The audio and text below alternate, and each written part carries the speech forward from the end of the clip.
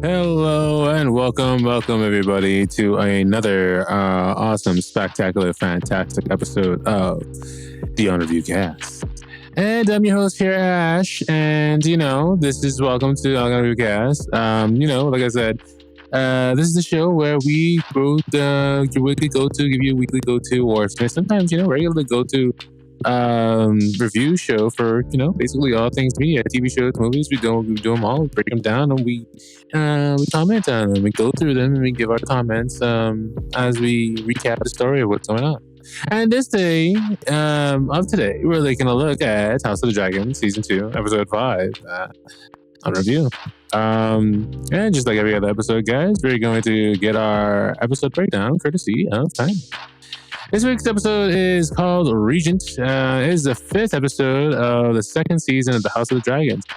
It is the 15th episode of the series overall, and it premiered on July 14, 2024 on HBO and HBO Max.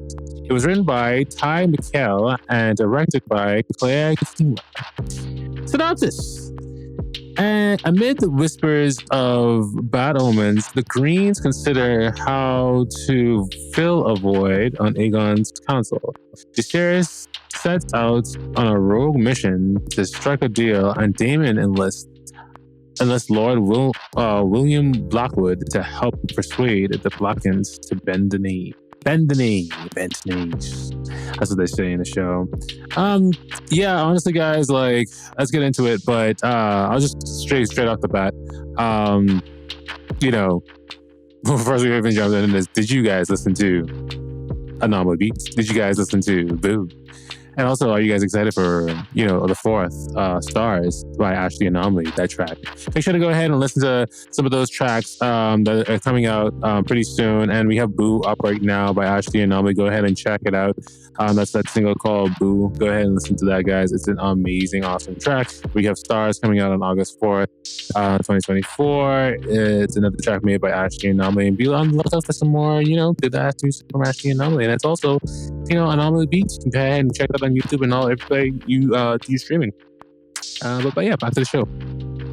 But like I was saying, this episode, this episode I gotta admit was a little bit slower, definitely than the last episode. I mean, given though, I think that's okay because given where we were with the last episode, and if you think about it, I think they only did 10 episodes, and I think the plan is so maybe only did 10 episodes. We're halfway through in the game, guys. We're halfway in the mid-season finale was technically the last episode. That we had was episode 4. So this is more of a taking a beat kind of sit back on the episodes, if you think about it, on the episode entirely, if you think about it. And like I said, it makes sense, right? So even though this one's a little bit slower, there are some things in there, I guess, we can discuss, and there, I guess, that are to discuss. But the second episode kicks right back off of the heels of the last one, where we had that climactic battle with the dragons and the men who were so insignificant in that said battle. In this episode, we have, Sir Christian Cole, and we have Ian from, Shameless, aka Allison's little brother, or break brother? I don't know. They're coming back to town, and they have the head of Bailey's, and they're carrying it through the town. And this is kind of similar to what I was saying, in the last episode. I thought that dragon had bit off the dragon's head. So two things happened to my mind when I saw this. I was like, one, how the fuck did they separate the head from the body? They must have hacked it off, because it wasn't really separated. It was just, maybe it did fall off when on impact. The head got cut off or flew off or something like that. Maybe that it happened in that way, or maybe something else happened where they actually had I don't see them actually physically getting some kind of sword. There's a bunch of motherfuckers just with swords just trying to, I gotta cut its head off. Yeah, I'm gonna be the first one to get it off, man. I don't know, but maybe. But anyway, they bring back this head, and they're basically parading it about the city. And the big question that I think that everybody's on everybody's mind is, how's the king? What happened to the king? Because we saw in the last episode, he fell from grace. If anything, that's a pun there. He fell from grace, because they all saw him. You grace. He fell from a very fucking high height and had a dragon. He was while riding a dragon. He fell, and it looks like, he was not in the greatest of shape. And like the question was a big question mark of, is he alive or is he done, or like, you know what I mean? Like, what's gonna happen next? Real quick before we jump into doing more a little bit about this episode. In the last episode, if you noticed in that scene, Damon had his Aemon had his sword drawn out. He's just about to draw his sword, and Christian Cole shouts out, "Aemon!" And he stops drawing his sword and he puts his sword back. I feel like, I just wanted to comment on this because I feel like Aemon was going to rush his succession a little bit along and try to murder his brother right there and then, in my opinion. That's what it kind of looked like. They caught him in an act, literally with his fucking sword out, if you know what I mean, with his dick out. Literally fucking, it's just about to fucking murder this dude. So, I mean, that's just my perspective on it. But alas, we do find out in this episode that Aegon does live, and he is alive, barely, if anything. I don't know if he's going to continue to live, but he has definitely gotten fucked up from this experience. Understandably so. I mean, like, besides getting fucked up from Melee's Rhaenys's dragon, his brother Vhagar, he got inflamed by the torch that was Vhagar, right? So, I mean, so they bring Aegon in, and all the maesters are, automatically go to work immediately on him, trying to get the armor off of him so they could do their, maester stuff, and attempting to heal him because of all the wounds and burning that's happened to him now. But he is breathing and he is alive, and this is basically the gist of it. And the fallout from this episode, from that, is basically we find that, like, when this is in a later scene, I think we see that they're talking about his grace is now, he's in a position to not necessarily rule. We need a regent. And I think we get a little bit more, talk a little bit more about that later on, though, in this as well. Similar to like what the synopsis says, Jace, in the next couple of scenes, he decides to formulate a plot to go ahead and try to get more knees bent for his mom's army. And like I said, like it's more, and it seems like Damon is also kind of almost doing the same. But I mean, like in this episode, we get a little bit more clarity that, like, I think that for sure Damon's on Damon's side. He's not necessarily on Rhaenyra's side. He's trying to build an army for him so he can actually take back King's Landing. And he's plotting and foiling with these two families' plots. And I'll be honest, guys, if I'm being straight up with you guys, this is kind of boring. Honestly, I'll be straight up. I'll just be honest. Like, this is kind of boring. This episode was kind of blah, like, right? I mean, like, honestly, like, there's some exposition, there's some things that basically tell them to say what's up, but like to explain to them, to explain to people like what's going on. But it's like, for the most part, it's honestly it's wet. But it seems like Damon has formulated an alliance with one or two of the families to try, and like one of the families are agreeing they're with basically Rhaenyra on his side, and then the other side is basically not necessarily with them because they can't get along. This family feud between these two houses. And Damon is trying to basically gather as much men as he can, but one of the families is just basically refusing to essentially join his cause. That's basically what I picked up from it. But honestly, again, the entire sequence of this and all this political talking back and forth has been very, very boring. Something that I noticed within the first season is that we did get a little bit more interactions. We did a little more. Well, there's a little bit of. We got a war in the season too. We got a little bit of fighting, a little bit of medieval fighting in the season, but like we got definitely more interactions and more. I don't want to say closer interactions and more maybe drama happening, I think, within the first season, just because there wasn't this whole idea of chess, I want to say. This whole idea of like, we got to keep the king or the potential ruler away from the action, and we have to send proxies into place to kind of like battle it out on the board. Again, yeah, we did get to see Bela in this, the girl that got sent off to protect the little kids and the little eggs. that happens, I think, in the first episode. Just so you can see, we got to see her with a woman in the place that they are now staying in. She's being kept away for safety and secrecy. And this lady that's taking care of her is giving her a little bit of a contentious attitude as to what was promised to her by Rhaenyra, and which is dragon. And that seems to be, I guess I can comment on this, that seems to be a common theme within this these other rulers and these other lords of these lands. They all seem to understand and know the power of a dragon. And them, I want to go back real quick. When they first, in that first scene, when they first brought out that dragon's head, and I think one of the guys even said it, that they were amazed that someone was able to even like kill a dragon. And then there was another perspective of another guy that was like standing next time. He said, "There's just they're just dragons aren't that like that impressive. They're just things, just like anything else. They can be slain. They're not immortal monsters. They can be given life. They can also have it taken away. They can die, right?" So I think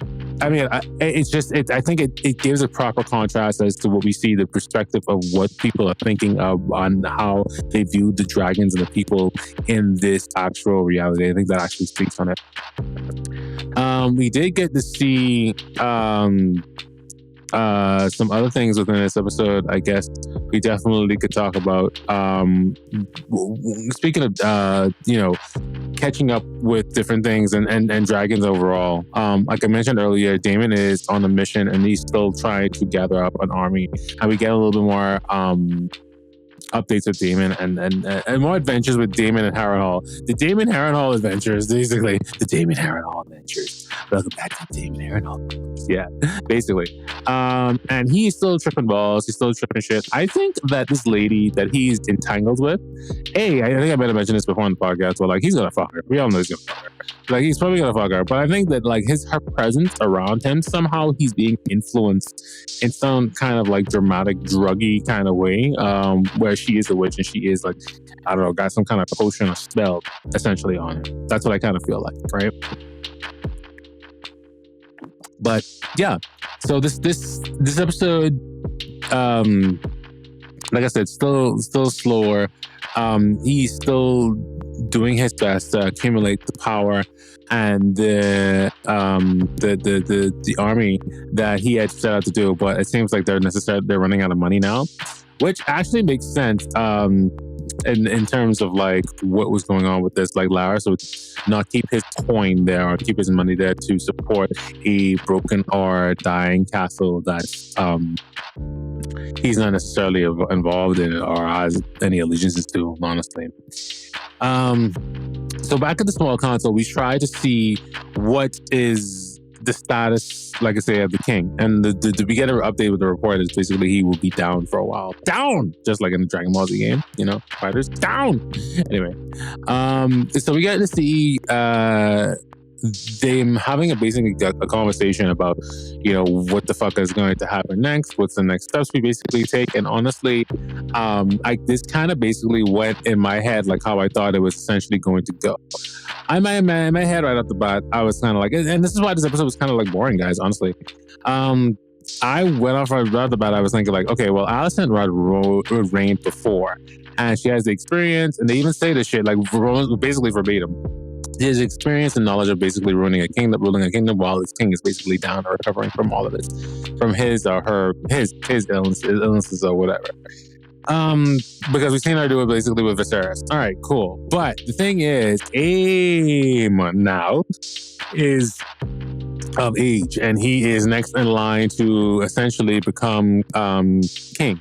And in these wartime presidencies, the men around her are not definitely not going to allow her to rule again or rule in any kind of steadfast, while the next succession or the succession is readily available to potentially go ahead and lead this fucking war council and lead this thing. Then that's just basically not going to happen. So it's just basically a play on misogynistic things. And essentially that is essentially what happens within this whole sequence.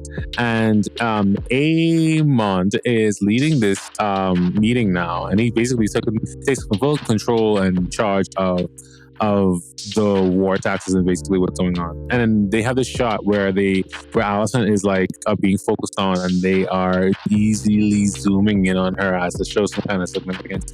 And I don't know if you guys are listening like with or without headphones, but we can definitely hear her like breathing intensifying and intensifying and intensifying as this camera to the shot slowly eases in on her, and we can hear actually also in the background Eamon and the rest of the council planning around the strategy. It's to express and illustrate that she's having a tough time with this, that they have now circumvented her, they've now jumped over and disregarded any of her opinions whatsoever, and they have gone ahead and decided to say, you know what, we're just gonna basically do whatever we want to do. Eamon's next in line. We're putting Eamon, and that's it. So something that I thought was actually funny on this too, because like the scene, it should behoove you guys to know that the two guys that she was fucking or having some kind of entanglement with, Christian Cole, and boy toy Laris, Christian Cole, and boy toy Laris.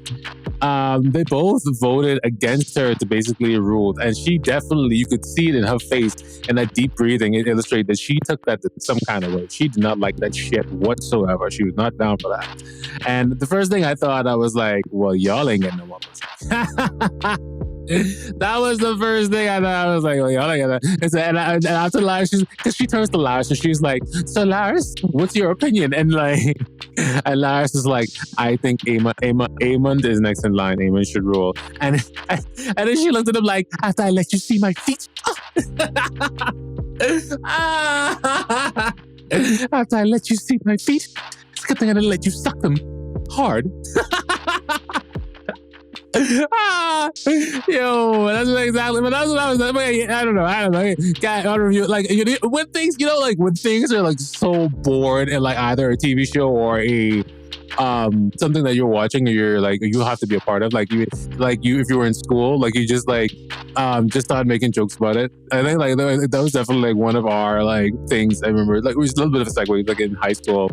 Like if things are like, especially like in the early mornings before like, the school isn't even quite open up yet. And so I just got to get there early in the morning.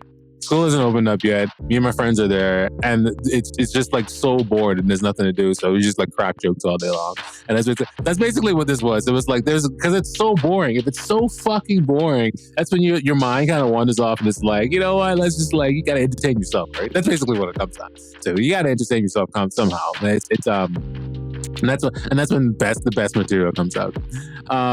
So that's basically what how I had to do myself with this entire. I mean, like, the entire show, like, it wasn't all boring or whatever it is, but that's basically what I was thinking. What was happening in this episode. And the funny thing is, after this council meeting, Allison does go to Christian Cole, and again, I was thinking, I was like, oh fuck, we know she gonna freak out now. I mean, like, oh, you went against, she's, how girls go. Like, you went against me, against this in the council, and I let you fuck me. and Christian Cole was like, you know what this was. No, I mean, like, so they have a conversation about it, but like, again, the first thing I did think was like, you ain't getting no more pussy. Sure, for sure, you done with that. You ain't getting no more. And then she actually even, and again, predictably, she says this somewhat sort of within the actual material too, because they have a conversation about this. And so Christian Cole tries to explain to her how he basically tried to give her a mercy of not giving her the burden of what comes next within this war and the things that are necessary to do, and not to try to shoulder that burden on her, having her running the whole show. And he says all that, and he's like, I tried to spare you, Allison, and he's actually used her name instead of, like, your Grace, like how everybody else uses and all this other stuff, just because like the family's royalty and all sort of shit. So he says Allison, and she basically, her response is basically like, I didn't give you permission to use my fucking name, essentially. And like that, you know what? She mad. she mad. Spiteful, she mad. That's basically what it was. It was the spitefulness of what, because like what's this homie was fucking pussy deep in her. His dick is just pussy deep in her. You think she give a fuck what he that? You think she gives a fuck with the goddamn thing what he fucking calls her? He fucking call her you crazy cunt bitch, and then she just be like, oh fuck yeah. She don't give a fuck. She don't give a fuck. She doesn't care. But she was spiteful because of that reason. Because of that that tip, because she wasn't on the side. He wasn't on her side when basically the time came for it. And again, like, I mean, I don't know. Can't you really be mad? Like, she know what this was? Like, I mean, like, they were just fucking, like, I don't know. Like, I don't know. It's fucking ridiculous, in my opinion, honestly. But yeah. So Amon has given the order to essentially within that meeting to do two things: take down the rat catchers and essentially take more control of the borders within King's Landing, and essentially that's what's happening. Something we have covered a little bit, I think, within the episodes. We've been following the story of this couple. It was the Indian lady and the white guy. They have a daughter, and like she's sick, and they're trying to like get her help or whatever it is. I think I want to say that maybe that's the same guy. I think he's okay. Long story short, I think he's a Targaryen. One, if you guys know what I'm talking, you should be know what I'm talking when you saw that episode. I'm pretty sure that guy's a Targaryen, and I'm pretty sure he's Targaryen, and I'm pretty sure that's how somehow he's gonna get away. To maybe potentially help his family. I say that because at the end of this episode, they start exploring the less stronger Valerian blood of people to search for riders. Well, I guess we'll talk a little bit about that like later. But anyway, so Aemon basically he's took on the riders and he's taking more control of the borders of King's Landing. That means he doesn't want anybody leaving or entering without his permission or knowing who is leaving and who is basically entering. Honestly, a smart fucking move in my opinion. He should have quit. That should have been basically done sooner. It's a smart tactic. Considering the war times that we have enemies that are overseas. We won't need to know who's coming in and out of our borders, so we don't basically have. Rhaenyra should be doing that, so we basically don't have that thing that happened in season 2 with 2 fucking twins. So we don't have an assassination. Anyway. So, just like the synopsis says, we also see Chase fucking going off now and trying to accumulate more allies for his mother's death and making deals upon his mother's death. And I want to say that, like, I don't know how this is going to end up at the end, but I think that Chase would be a decent ruler. I think that he's coming up as a decent ruler, and I don't know the fate of Chase, and I don't know I know the fate of Rhaenyra, but if Chase ever gets to rule, I want to say that he's definitely going to be. I think because he wants to help. He wants to do. He seems like almost like a kind of a. I hate using the term, but a go-getter in terms of like being a king. And I think that he would be a good ruler. Like, and I think that because his mom's actually teaching him right and bringing him up the correct way. And he doesn't seem like an idiot or fucking a dumbass like how the Greens predecessors were, or how honestly Rhaenyra was like as a fucking child, just fucking everything in sight and just doing all these debaucherous things and wanting to be free. Oh, I'm a princess, all this other shit. Anyway, yeah, so we are back at Harrenhal on the next scene, and we see that Daemon is trying to get this place together. He's working on fixing up Harrenhal and making it into actual suitable like fucking castle. God bless him, honestly. Being there, dude, I know that it is the fucking actually and he's physically getting his hands dirty, and it's not an easy thing to fix up a house or fix up a place because fuck.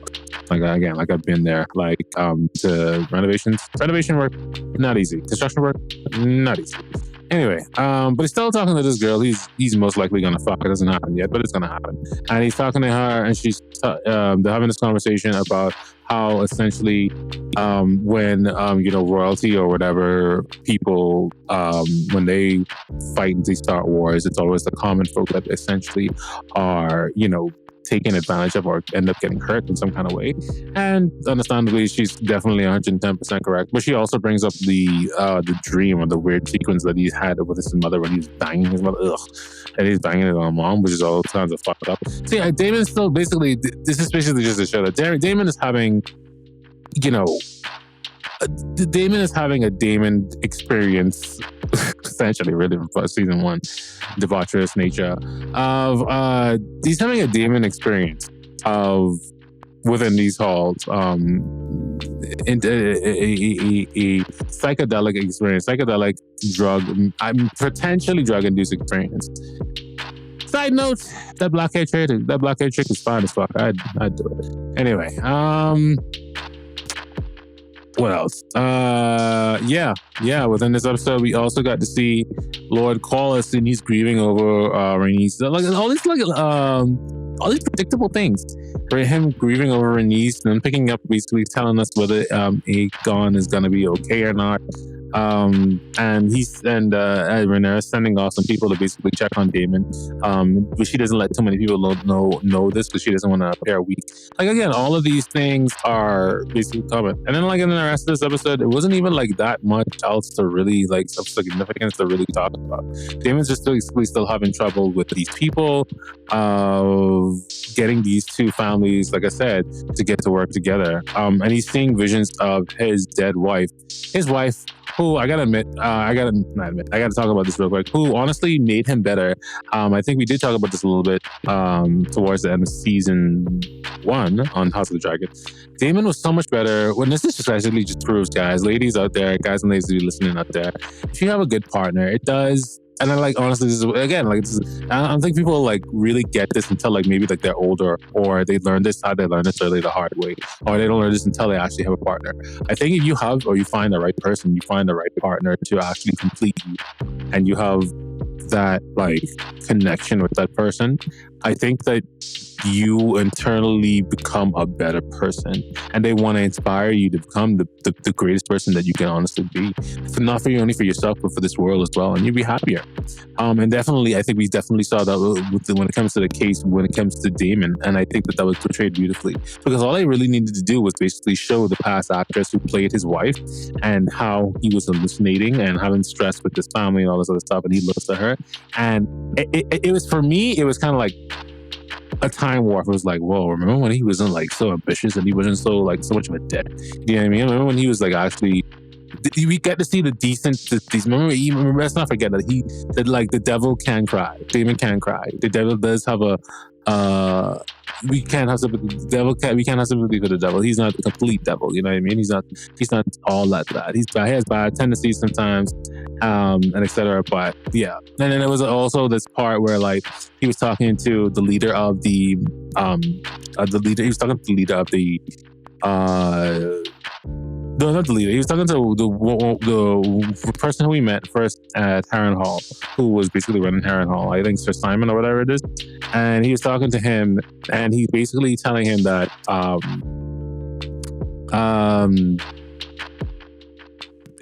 wait, what was he telling Sir Simon? I think he was saying that like, oh right, he was trying to get him to call him king. Yeah, he's trying to basically get cut to call him king. I was basically mentioning this because he was trying to the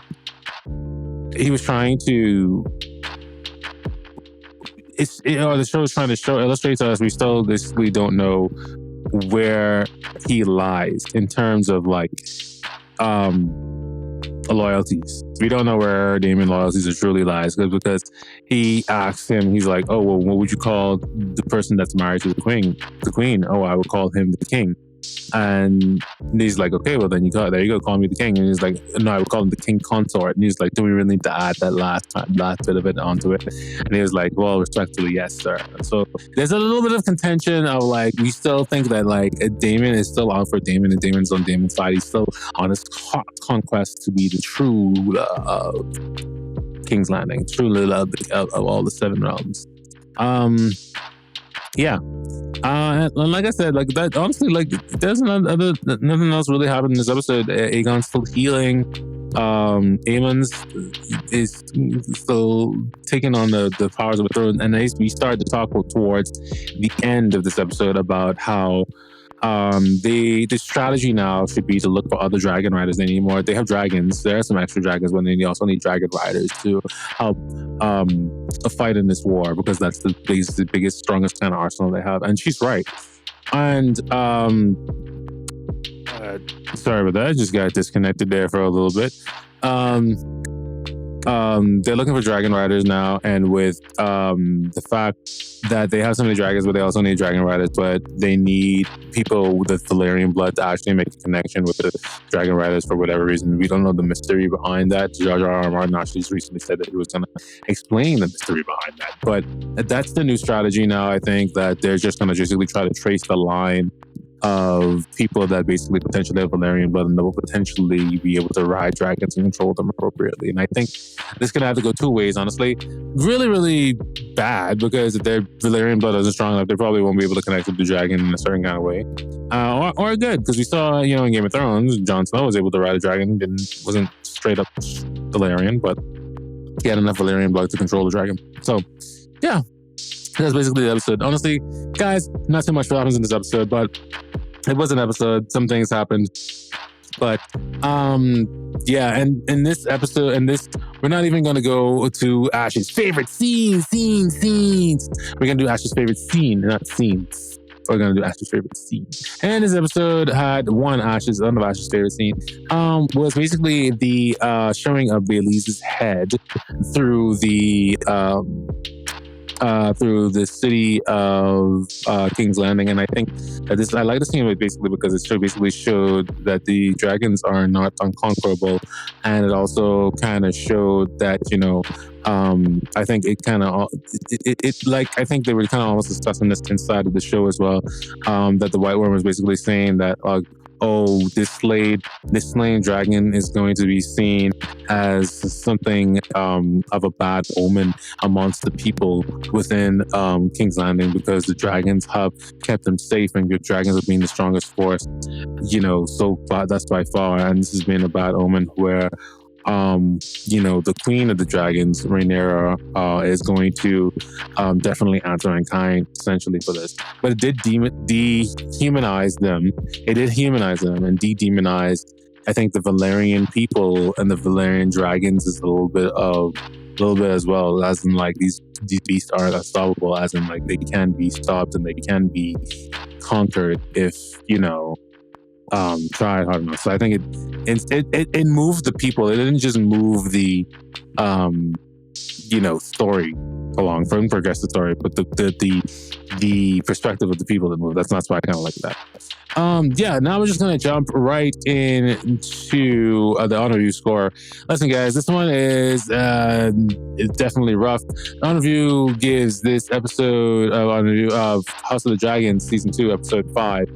I'm definitely gonna give this a 1.5. This was a slow episode, and it didn't give us anything really. It gave us most things that we basically were gonna know. I think we're basically gonna know, and I think the most important thing I think they honestly gave us was that it gave us the fact that we know that Aegon has lived. He lived through that, and we know Rhaenys gone from that episode prior. But the only thing that really gave us that taught us anything new is that Aegon lived. Really, we knew that they were going to continue to try to get people for this war. We knew that there are other people with Targaryen blood out there. We know all of this stuff already, but it just didn't give us really anything. So that's the reason for the low score. But anyway, guys, I'm out of time. Thank you so much for listening. I really do appreciate it. Remember to hit us up on all of our socials, the Facebook, the Instagram, the Twitter.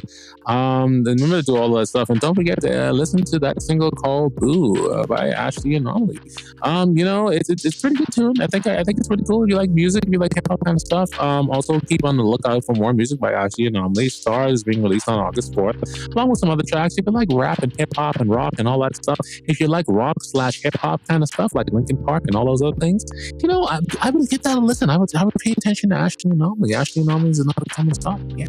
And also, guys, I would take a look at the Anomaly beats tracks that we have out. If you like anime, lo-fi kind of type beats, we have some more new tracks coming out for that as well. Go ahead and take a listen to some of those tracks as well. It'd really be helping me out, really be helping OnReviewCast out as well. Thank you guys so much for listening. Like I said, making it all this far, if you made it all the way through, you are a champion. And lastly, guys, like I always say at the end of these, be safe, be kind, be you. Take care.